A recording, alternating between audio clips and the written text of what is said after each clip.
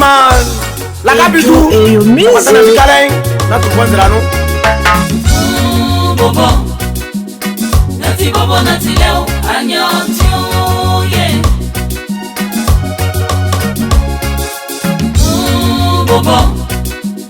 Nati bobo nati leo anyotio. Sakundeke chengwanu. Akundeke adio mamesu akumba akundeke ujo fon fon fon. Nati bobo nati leo. Baba yang ba kofi masele. Ase na vie mao. Mi wa akundeke chengwanu. Akundeke adio mamesu akumba akundeke ujo fon fon fon. Nati bobo nati la Kenya bekati. Oi mawi senga kusota besu.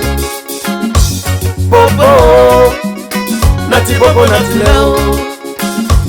Bobo Nati bobo nati leo. Achengwanu Bobo. Oto te kofi ya mano. Mi wala la manga sineni betili. Onitonga suti makumbaku. La no ndenga to. Bebo beun kwa avi. Sele tonga sunga toya kakumba chengengenge. Oti kotoku yao.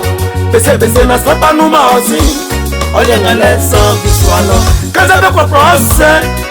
Kaza na be onzo oseo. Nati popo nuo. Popo anyotio. Mi jabo jam parfait. On jamo da ani. Asima ba efue. Asima sanga ko. Asima sanga mo pawai. Sati kako okay. Ayane strength no suka oi. Oli mon wasu. Ayane sikana papa swa.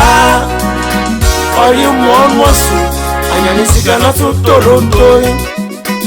Oli mon wasu. Musique. Samjo la kokocha kundemui. Oli ke kome inginuku. Aisa emayo. Nati bobo nati leke.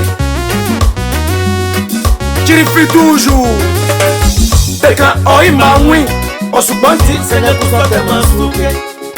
Miwa oi mawiyo osubanti sene kusote masuke.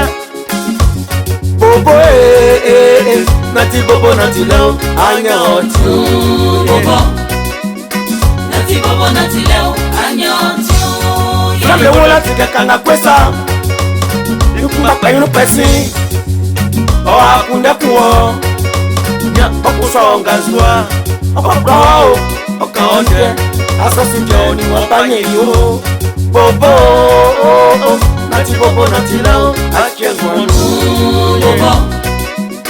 Nati bobo nati leo anyotio. Amu okronsu ati mabaye. Kronsu ano mabezio. Ao kronsu akwa masra umromromromro. Wakumbe watu wao. Nyebe kunde beku wao. Isolike ya beyao. Bobonu, bobonu, bobonu, numa bobonu. Bobo nati bobo nati lao, anya otu. Bobo. Nati bobo nati leo anyotio. Ara yo Cyrilo, nati bobo nati lao, on sait jamais. Mami jamboya kofi kwa to janvier. Musique. Biswa du malachierka, irie mama efwe. Bimoe, sostene. Inunga mwale malike fififi. Trafi watu maafo. Tonga sunga mo wafenswa lesien. Blerie besu tu ofo. Bien wa esa, ou wa esa. Yajina tebesu, nati bobonu.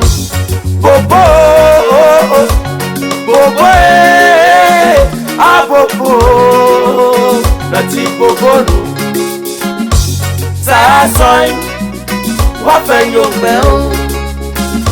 Sa soin, ori ke papu, soti nati bobonu. Jonathan Fire. Sabine Kwame. Le père Madou. La meilleure façon de répondre à une personne qui ne t'aime pas, c'est de jamais répondre. Car le silence aussi est une réponse. Parce que Christine innocente. Dit Désir. Maman de Yoli, on y est. MC All Melody.